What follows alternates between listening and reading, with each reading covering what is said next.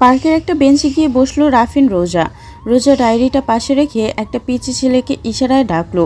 পিচ্চিটা কাছে আসতে গালে হালকা চাপড় দিয়ে বলল, কি বল্টু মিয়া, স্কুলে যাওয়া হয়? বল্টু নামের ছেলেটি হেসে বলল, তাই একদিন যাই আফা, শনিবার দিন। রোজা হেসে উঠে বলল, সপ্তাহে একদিন গেলে কি বড় চাকরি করতে পারবি নাকি রে? প্রতিদিন যেতে হবে। আপাতত 2 কাপ স্পেশাল কফি দে। বল্টু মাথা দুলিয়ে বলল, আচ্ছা। 2 মিনিটের মাথায় ওদের হাতে কফি দিয়ে গেল বল্টু। এতক্ষণ নিশ্চুপ থাকা রাফিন এবার অদ্ভুত একটা প্রশ্ন করল, আচ্ছা, আপনার কাছে কি সব সমস্যার সমাধান হয় মিস রোজা? সব সমস্যা? রোজা প্রথম দফায় অবাক হলো, পরবর্তীতে হেসে বলল, আমার কাছে শুধু সমস্যাগুলো থাকে মিস্টার চৌধুরী, কোনো সমাধান থাকে না। আমি এতটাই অলস যে রেস্ট টেস্ট নিয়ে সমস্যার সমাধান করার সিদ্ধান্ত নিতে নিতে সমস্যা বেচারা বিরক্ত হয়ে নিজেই সমাধান হয়ে যায়। কথাটা বলে নিজেই হেসে ফেলল রোজা। রাফিনও হালকা হেসে বলল, তাই নাকি? কফির কাপে চুমুক দিতে দিতে উত্তর দিল রোজা। অবশ্যই। রাফিন একটা দীর্ঘশ্বাস ফেলল। আরুর ব্যাপারটা কি করে শুরু করবে ঠিক বুঝতে পারছে না সে। রোজা যথেষ্ট বুদ্ধিমতী মেয়ে, রাফিনকে একটা সমাধান কি দিতে পারবে না সে? রাফিন জিহ্বা দিয়ে ঠোঁট ভিজিয়ে নিয়ে কোনো ভনিতা না করেই বলল, আমি আমার প্রিয় মানুষটির সাথে খুব অন্যায় করেছি রোজা, যে অন্যায়টা প্রতি মুহূর্তে তিলে তিলে পোড়াচ্ছে আমায়। শ্বাস নেওয়াটাও কষ্টকর হয়ে উঠছে আমার জন্য। আমার এই সমস্যাটার কোনো সমাধান খুঁজে পাচ্ছি না আমি। হয়তো এই সমস্যার কোনো সমাধানই নেই। রাফিনের কথার মাঝে মৃদু গলায় ডাকলো রোজা। মিস্টার চৌধুরী। রোজাটাকে ফিরে তাকালো রাফিন। সাথে সাথেই একটা ভাঁজ করা কাগজ তার দিকে এগিয়ে দিল রোজা। রাফিন কাগজটা হাতে নিয়ে বলল, কি এটা? রোজা স্বাভাবিক গলায় জবাব দিল, এটা একটা কাগজ। তা তো বুঝতে পারছি, কিন্তু কি আছে এতে? আর আমাকেই বা কেন দিচ্ছেন? রোজা হেসে ফেলল, চোখ দিয়ে ইশারা করে বলল, খুলেই দেখুন না। রাফিন দ্বিধা নিয়ে কাগজটি খুলল। কাগজটি খুলতে বিস্মিত কণ্ঠে বলল, কাগজটা তো ফাঁকা। রোজা পা দোলাতে দোলাতে বলল, তো আমি কি বলেছিলাম যে এর মাঝে কিছু আছে? রাফিন অবাক হয়ে বলল, মানে? মানে? রোজা হাসি মুখে বলল, দেখুন, আপনাকে আমি একটা কাগজ দিলাম। কাগজটা আপনি হাতে নিয়ে প্রথমেই যদি খুলে দেখেন, তাহলে প্রথমেই কাগজের রহস্যটা জানতে পারতেন। এই সহজ কাজটা না করে আপনি কি করলেন? কাগজটা দ্বারা এতটাই প্রভাবিত হলেন যে কাগজটা আপনার হাতে থাকা সত্ত্বেও আমাকে জিজ্ঞেস করতে লাগলেন কি আছে এতে, কেন দিলাম। তার সাথে সাথে আপনার মাথাতেও ঘুরতে লাগলো হাজারো প্রশ্ন। কাগজটা কেন দিলাম, কি আছে এতে, কোনো স্পেশাল কিছু হলেও সেটা কি, নাকি অন্য কিছু, ইত্যাদি ইত্যাদি। এভাবে সময়ের সাথে সাথে আপনার কিউরিসিয়াস মাইন্ড নতুন নতুন প্রশ্ন তৈরি করতে লাগলো, আর আপনি সেগুলো নিয়ে ভাবতে বসে গেলেন। অথচ এত এত প্রশ্নের সমাধান আপনার হাতেই ছিল, কিন্তু হাজার প্রশ্নের বেড়াজালে সমাধানটাকে সমাধান নয়, আস্ত একটা প্রশ্নের গোডাউন মনে হতে লাগলো আপনার। আমাদের জীবনটাও তাই। আমাদের লাইফে যখন হঠাৎ কোনো সমস্যা চলে আসে, আমরা চমকে উঠি, সমস্যাটা নিয়ে হাজার চিন্তা করে ফেলি, হাজার ধরনের কথায় প্রভাবিত হই, অন্য কারোর সাথে শেয়ার করি, সে আরও কিছু প্রশ্ন ছুড়ে দেয়, এগুলো নিয়ে ভাবতে বসি। এত কিছু নিয়ে ভাবতে গিয়ে আসলে সমস্যাটাকে পাশে ফেলে রাখি। এটুকু বলে রাফিনের হাত থেকে কাগজটা নিয়ে দুমড়ে মুচড়ে ডাস্টবিনে ফেলে দিল রোজা। তারপর বলল, এই যে কাগজটি পাশে ফেলে দিলাম, ঠিক তেমনি আমাদের সমস্যাগুলো ভাঁজ না খুলে ভয়ে বা হতাশায় পাশে ফেলে রাখি। ধীরে ধীরে সেই সমস্যার ভাঁজগুলো বাড়তে থাকে, আর আমরাও ধীরে ধীরে অধৈর্য হতে থাকি, আর চিন্তা করে ফেলি, না, এই সমস্যার কোনো সমাধান হতে পারে না, কখনো পারে না। কিন্তু সত্যিটা কি জানেন? সমাধান ছাড়া কোনো সমস্যাই এই পৃথিবীতে নেই। সব সমস্যারই কোনো না কোনো সমাধান আছে অবশ্যই। সমস্যা আর সমাধান একে অপরের পরিপূরক, শুধুমাত্র ভাঁজটা খোলা বাকি। তাই আমাদের উচিত সমস্যার ভাঁজটা খুলে ভেতরটা খুঁটিয়ে খুঁটিয়ে দেখা। ভালো করে দেখলে বুঝতে পারবেন কাগজটার মধ্যে আপনার সমস্যাটাও ফাঁকা, পাশে ফেলে রেখেছিলেন বলেই তা এতটা গোলমেলে। চৌধুরী সাহেব, সমস্যার ভাঁজটা খুলুন, শুরু থেকে ভাবুন, সমস্যার তলায় সমাধানটাও ঠিক পেয়ে যাবেন। এটুকু বলে থামলো রোজা। ডায়েরিটা হাতে তুলে নিয়ে ওয়ান টাইম কফি কাপটা ডাস্টবিনে ফেলে উঠে দাঁড়ালো। রাফিন চিন্তিত ভঙ্গিতে রোজার কথাগুলো ভাবছে। সত্যি কি কাগজটার মতো তার সমস্যাটাও ফাঁকা? একদমই সাধারণ। রোজাটাকে রাফিনের ভাবনা শুধু ছিল। সচেতন চোখে তাকাতেই হালকা হেসে বলে উঠল রোজা, আমার ক্লাস আছে মিস্টার চৌধুরী, আর বুঝতে পারছি না বলে সরি। আর হ্যাঁ, আপনার প্রিয় মানুষটি যদি আপনার ভালোবাসার মানুষ হয় তাহলে তাকে আমার পক্ষ থেকে অভিনন্দন জানাতে ভুলবেন না। রাফিন হেসে বলল, অবশ্যই জানবো। আর আপনার অভিনন্দনের জন্য সে আমাকে ধন্যবাদ অবশ্যই জানাবে, তাই অ্যাডভান্স থ্যাঙ্কস। রোজা হেসে ফেলল। দাঁত বের করে হেসে বলল, মোস্ট ওয়েলকাম স্যার, কফির দামটা দিয়ে দেবেন প্লিজ। আর হ্যাঁ, অল দ্য বেস্ট বস। কথাটা শেষ করেই দ্রুত পায়ে সরে গেল রোজা। রাফিন একটা স্বস্তি নিঃশ্বাস ফেলে বিড়বিড় করে বলল, থ্যাংক ইউ রোজা, আমি হয়তো সমাধানটা পেয়ে গেছি। ক্লাস শেষে বাদ চত্বরের সামনে দাঁড়িয়ে আছে রোজা। কপালটা হালকা কুচকানো। মাত্র 4 দিন পর সিটি, আর এখনও নোট কালেক্ট করা হয়নি তার। ছাত্রী হিসেবে খারাপ না সে, কিন্তু ভালো রেজাল্টের জন্য পড়াশোনাটাও তো করা চায়। বাবার দেওয়া শর্ত পূরণ করতে গিয়ে এবার না সেমিস্টারে লস করে বসে সে। ভারী চিন্তার বিষয়। রোজার ভাবনার মাঝেই পেছন থেকে একটা তীক্ষ্ণ শব্দ কানে এলো। বিরক্ত নিয়ে পিছনে ফিরে তাকালো রোজা। তীর্থ বাইকে বসে দাঁত বের করে হাসছে আর ক্রমাগত হর্ন বাজাচ্ছে। রোজা ভ্রুকুচকে সেদিকে এগিয়ে গিয়ে ঝাড়ি দিয়ে বলল, এমনি হর্ন বাজাচ্ছিস কেন? থাপড়ায় গাল ফাটায় দিমু বেদ্যপ। তীর্থ হর্ন বাজানো বন্ধ করে বোকা হাসি দিয়ে বলল, জলদি ওঠ, তোরে পৌঁছে দিই, মালিহার কাছে যাব। তীর্থের কথায় পাত্তা না দিয়ে হাতের ডায়েরিটা ব্যাগে ঢুকাতে ঢুকাতে বলল রোজা, তুই চলে যা, আমি সিএনজি দিয়ে চলে যাব, সমস্যা নেই। তীর্থ গম্ভীর গলায় বলল, তোরে একলা রাইখা যামু না, ভং ধইরা খাড়াই না থাইকা জলদি ক। রোজার কথা বাড়ালো না। বাইকে উঠে তীর্থের কাঁধে হাত রেখে বলল, এই লাভিবার থেকে থিসিসের নোটটা নিছিস? দিছে তোরে? ব্যাগে আছে, বের করে নি। তুই নোট করিস, আমি পারতাম না। সন্ধ্যায় কিছুক্ষণ গ্রুপ স্টাডি করলেই হয়ে যাবে। এত পয়রা ধনী হইসা কেরা? রোজা মুখ বাঁকিয়ে বলল, ডাক্তার নেই, বউ পাবে, টাকা আর টাকা। তুই আর পড়ে কি করবি? এনিওয়ে, মালিহাও তো এবার ফার্স্ট টাইম দিল। রেজাল্ট কেমন হয়েছে রে? তীর্থ দাঁত বের করে হাসলো। বাইকে স্পিড বাড়িয়ে চেঁচিয়েও বলল, আবে ও সামনে থাকলে দুনিয়া ভুইলা যায়। আর রেজাল্টের কথা জিগামু কেমনে? ভালোই করেছে মনে হয়। আর তুই যে এত কইতাছিস, তোরা মাইয়ারা তো রেডিমেড ব্যাংক পাস, বিয়ের সাথে ক্রেডিট কার্ড ফ্রি। আহা কি সুখ। রোজা ঠোঁট উল্টে বলল, দেখোস না কত পোলা ক্রেডিট কার্ড নিয়ে আমার জন্য রাস্তায় দাঁড়িয়েছে। রোজার কথার মাঝে বাইক থামালো তীর্থ। হালকা হেসে বলল, নাম? রোজার এতক্ষণে খেয়াল হলো। চারপাশে একবার চোখ বুলিয়ে নিয়ে বিস্ময় নিয়ে বলল, এখানে এনেছিস কেন? আমি তো ভেবেছিলাম শর্টকাট দিবি, তারপর আর খেয়াল করিনি। এখানে বাইক থামানোর মানে কি? তীর্থ ঘাড় ফিরিয়ে ডান চোখে টিপে বলল, ওইখানে তোর ক্রেডিট কার্ডওয়ালা দাঁড়াই আছে মামা, জলদি নাম রে বাপ।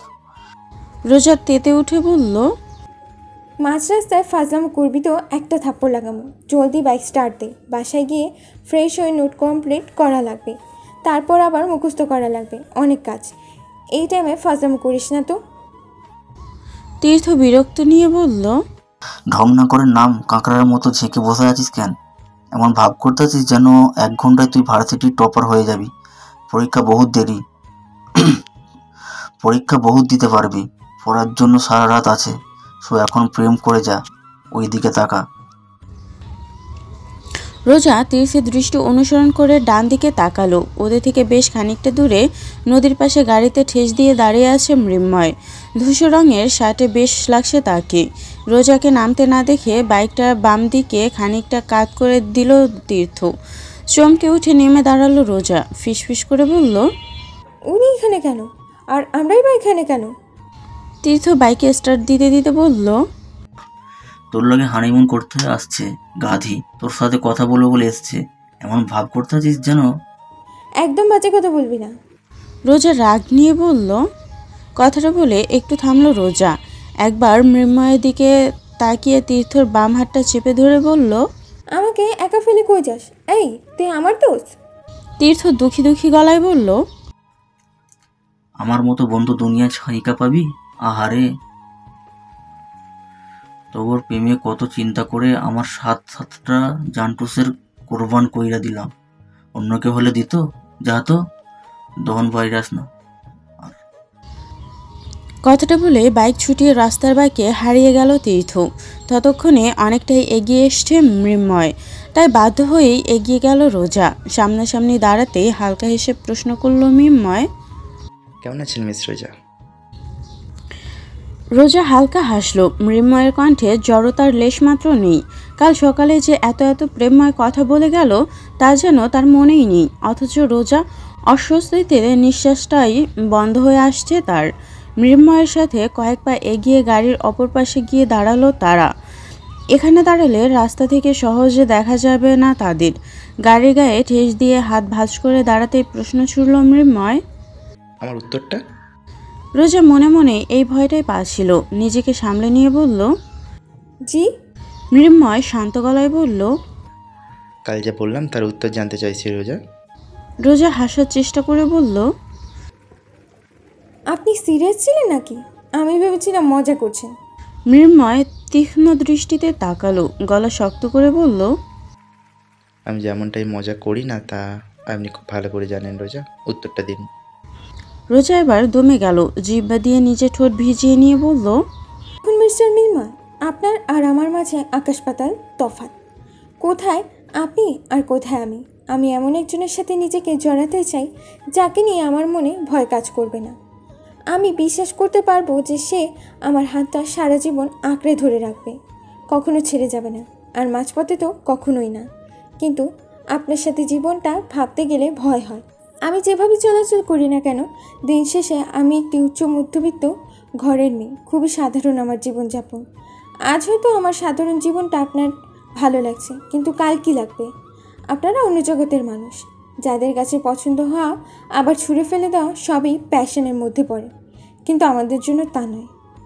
আমাদের সমাজে বাঁচতে হয়। কাল যদি আপনার মন ভরে যায় আর আমাকে ছুঁড়ে ফেলেন, তাহলে এই সমাজে আপনার কিচ্ছু হবে না। দু একদিন খবরের কাগজে হেডলাইন হবেন, তারপর সব স্বাভাবিক। কিন্তু আমাকে তো মরে মরেই বাঁচতে হবে।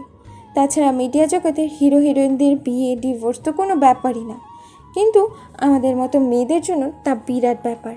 একটা বিয়ে যেমন একটা পরিবার গড়ে তোলে, ঠিক তেমনি ভেঙে তছনছ করে দেয়।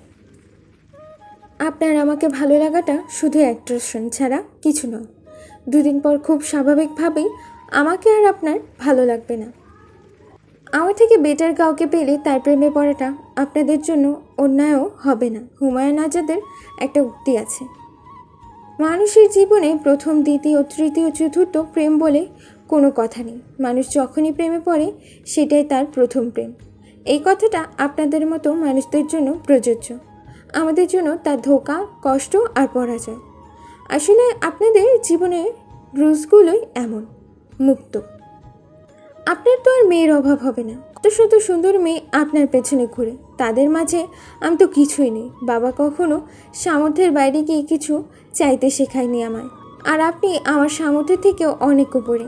মনের ভুলে আপনাকে চেয়ে ফেলাটাও অন্যায় আমার জন্য। আমি বরং আমার ক্যাটাগরির কাউকে খুঁজে নেব। মিস্টার হিরো, ভালো থাকবেন। এক নিঃশ্বাসে কথাগুলো শেষ করে ফেরার জন্য পা বাড়ালো রোজা। চোখ দুটো ভীষণ জ্বলছে তার। বুকটা এত ভারী লাগছে কেন? মন কেন সামর্থ্যের বাইরে হাত বাড়াতে চায়? এতটা লোভী কেন তার মন?